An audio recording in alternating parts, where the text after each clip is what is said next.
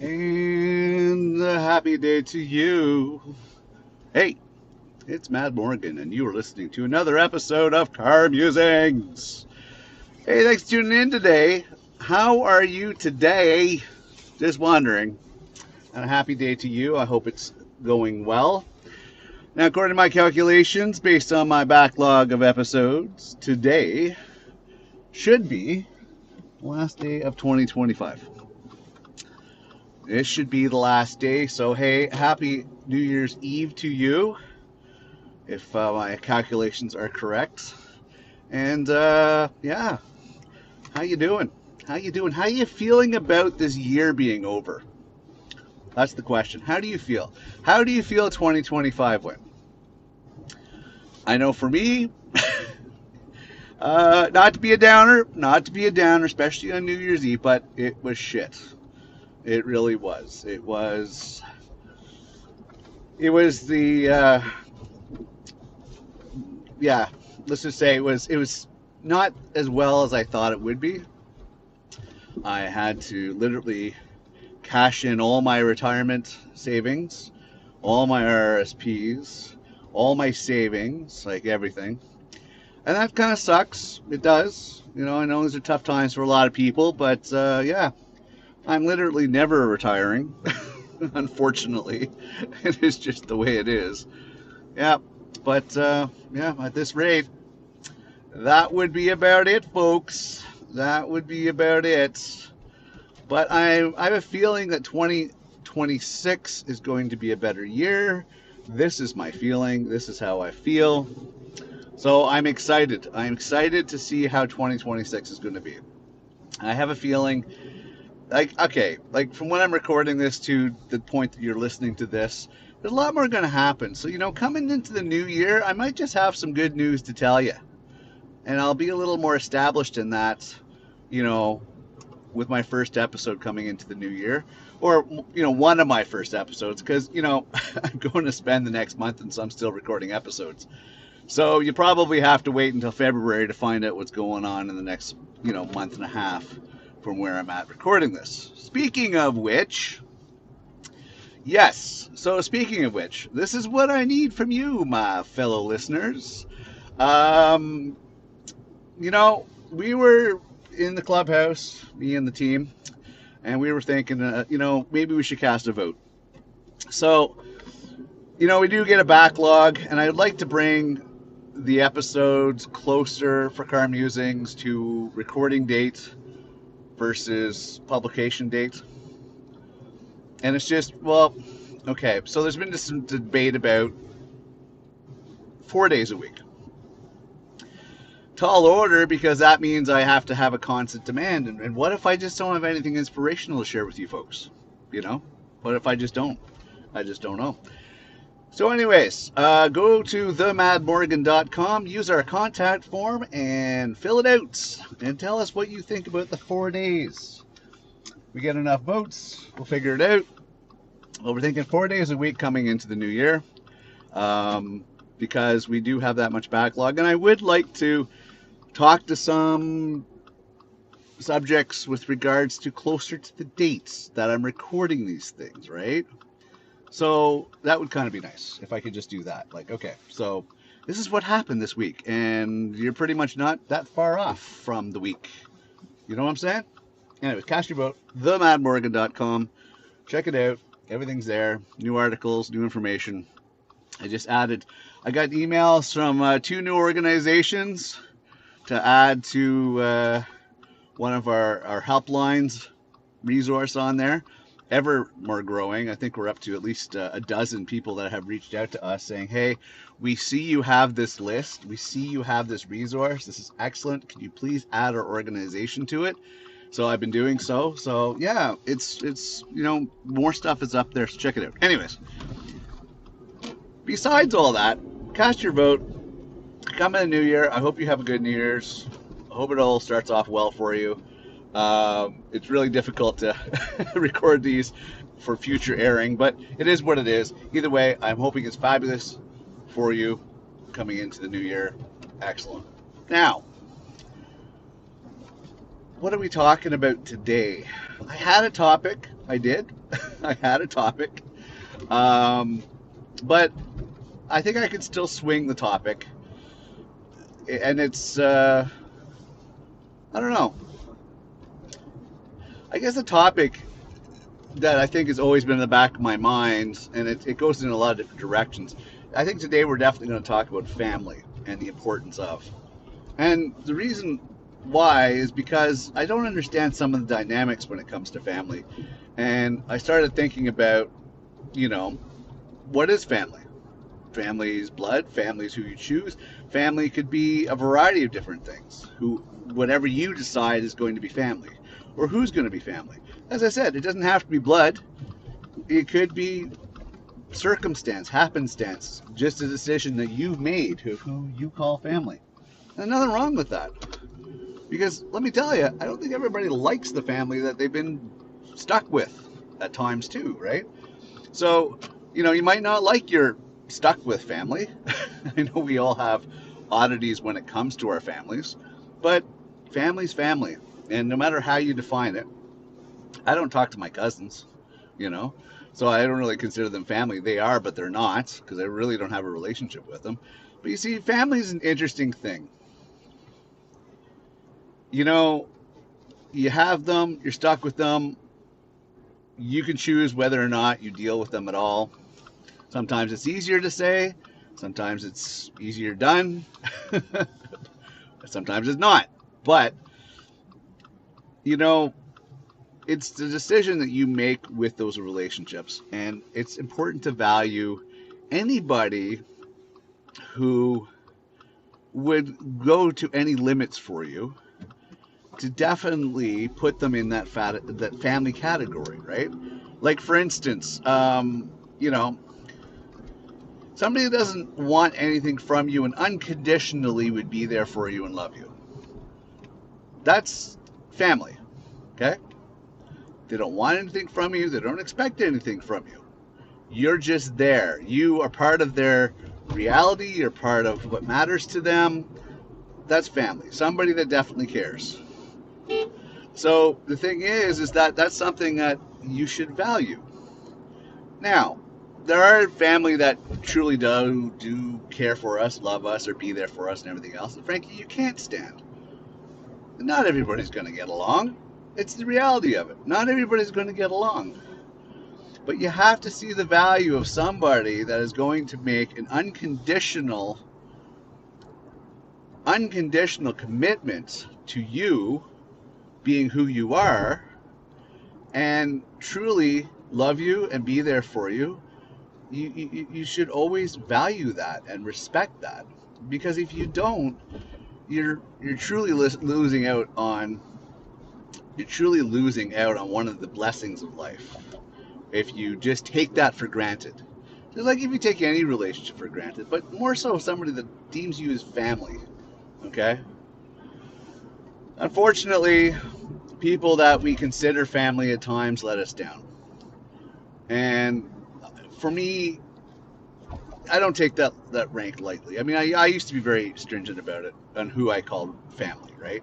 Like, whether I called brother or sister, whatever the case may be, it was really comes down to, whatever I felt my relationship was with certain people would be deeming, of course, the level of promotion that they got, right? If they were truly somebody that I valued, then yeah, that would be somebody that I would hold into a brother category or a sister category. Probably even more so than my own biological family, right? Because people prove themselves to you. Now, other people don't really prove themselves to you, but for some reason you feel a connection and a bond and still deem them as family, and you call them in such privileged titles as you would a family member. But then again, they can also let you down. I've had close friends that I considered family, but if it's not reciprocated, then really it's just your illusion as to how you feel that they are. You have a strong bond, but it's not reciprocated. It's not on both sides, right? Because any relationship you have, you should value, and the people that you're involved with should value those relationships as well. And if they don't, why would you honor them with such a privilege as calling them brother or sister or something like that? Like, I know some people are very light with it. Oh, you're my brother. Well, no, I don't fucking know you from a hole in the ground, but you decide that you want to call me brother. Brother in arms, brother in hobbies, brother in similarities. Well, whatever you want to deem me as brother for, that's fine with me. That's up to you. I'm not going to argue with you. If that's the way you feel, more power to you. I'm happy to accommodate, right? But I'm not going to give that. I mean, I could give it that title of calling somebody a brother just as to reciprocate, to keep the good relationship going, even if it's a brand new relationship. But generally, I keep that title reserved. Mother and father are definitely huge promotions. I don't give those away to anybody. You have to earn those titles. And I'm only going to have one mother, so I'm never going to call anybody else mother, right? So, family is important. It is, because we only have what we're given, and of course who we choose. But the ones that we choose can let us down. Well, even blood family could let us down too. But anyways, all that aside. Now, here's I guess one thing I wanted to get into on this one is that I don't understand why, and it was actually an article, actually a video I watched recently. Somebody brought up a really good point. Why do families split away from each other? Why do families not do like they did back in the day, where everybody occupies the same house and lives together and everything else, and mutual respect and growth and support? To me, if I had to go back and do it again, I would do it again with keeping my family together. But I think it's that rebelliousness that comes at a certain age, where you want to move out of the house, you want to do your own thing, make your own rules, and that's where family ends up dividing. That's where they leave the family home and everything else. But I honestly, if I could go back and do it differently with family, if I could have the perfect environment, it would be, hey, families together, boom. You stay with your parents. Your parents understand you're growing. You're an adult. Rules associated. Blah, blah, blah, blah, blah. You still live under the same roof. Hey, build an extension to the house. Buy more land. Keep everybody together. Have the grandparents, great-grandparents, everybody under the same roof, but with an understanding of mutual respect that, you got to understand that people got to grow. People got to spread their own wings. But think about the support that everybody would have if you all live under the same roof. Financially, it would be so much easier, because the incomes that everybody brings into the household, right, goes towards the running of the house. Now, okay. Now, some people are going to be like, okay, well, what about when you get married? Well, if your spouse is not okay with living under the same roof as your parents, okay, then maybe split off. But if you're not getting married, if you're not, making that other life with yourself with a new person, I don't see why you can't live in a separate quarters to the household, so everybody doesn't have to hear, you having, romantic evenings with your significant other or whatever the case may be. But I mean, think about how much better we all would be if we all contributed to a living arrangement and everything else, where it is based on mutual respect and understanding that people are going to grow and they're going to have to go through changes, they're going to have to go through experiences. But you would be so much more financially and support wise ahead of the game. The teachings from previous generations, the knowledge that can be easily shared because you're together a good portion of the time, you're accessible the good portion of time, the support that families would have would be incredible. For instance, if I had the money, which I hope to have the money and plan to have the money one day in the next decade, I would build on a huge set of property and have everybody live in their own house or whatever within the actual property, and we could all support each other mentally and emotionally and knowledge wise and financially. We can all contribute and just think about how much further ahead we would be, right? Like, I don't know why people stop doing it. Not everybody does, because some people still do this. Some people, the family stay together. They live under the same roof, and it makes perfect friggin' sense, in my opinion. It does. If you could find a balancing point that works for everybody, understanding people are going to want to make decisions, go their own direction, and have independence, whatever the case may be. But if you have the land and you have the amenities to do so, why the hell not? Realistically, think about it. I mean, I would love to be able to have my parents accessible because they're seniors now, to be able to take care of them. I would. I would. You know, they don't have to feel lonely or, aside from each other, and just basically be there and support each other. Why not? I mean, it would help on so many different levels if families just did this together. That would be the biggest thing that we should all do. And that's where families should, moving forward, should do. Especially with the way the economy is, especially with the way certain countries run things, you know, that would be something that should be done. It's something to think about moving forward. I don't know. I think it makes perfect sense. But, that's just me. You decide yourself, because sometimes people can't stand each other. Some people can't stand their families. Some people can't stand to be in the same room as each other when it comes to being family. So, I can understand there's going to be situations that are going to be not going to be possible. And that's fine. It's going to happen. But if you can, just think about overall, not just financial, emotional, mental, the knowledge, the accessibility, the support. I mean, there's so many different levels that if you could work out a balancing point that works for everybody, oh my God, if I could go back and rewrite the rules, I would have done that. So many missed opportunities to learn from family. So many missed opportunities for experiences and being together and everything else. So many that frankly I feel I got robbed on because we didn't do that.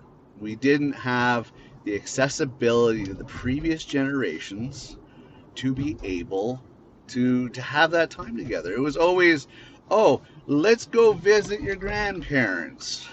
And then go visit your grandparents, and you try to jam everything in to a weekend or a week that you're down seeing them, and that's it. How much are you going to cover within that time period?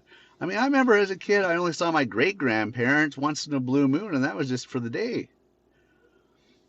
How much of an opportunity did I have to get to know them, learn from them, but if we all lived under the same roof, I don't know. I know it's easier said than done, but I think we should get back to those roots. Family farms, family communes, I don't care, whatever the case may be, but I think families should do that. I think that family element should be brought back, the family values, the family binding, that connection. I just think it should be something that should be restored. I don't know, but I'll tell you, moving forward, that's something I'm gonna try to focus on. That I'm gonna try to make that a reality in my world, starting with my immediate family and going from there, because I think that would be something that would be beneficial for future generations. Call me silly, but anyways, think about your family. Think about how many opportunities you missed because of that. But think about how that dynamic might just work for you and your family. A lot of people make bad decisions based on bad input and bad outcomes and bad moral coding and not enough nurturing and all that stuff. But if you could do it right, you wouldn't be lonely. If you could do it right, you'd probably do it better than you did it. If you could do it right, just think about how it would benefit you and your kids, or even future generations of somewhere along your family tree. Anyways, so coming into the new year, just think about family and think about, how you can rekindle, reconnect that bond with yours. Anyways, I'm your host, Matt Morgan. I want to thank you very much for tuning in to this episode of Car Musings. Happy New Year to you coming into it. Hope 2026 starts off well for you.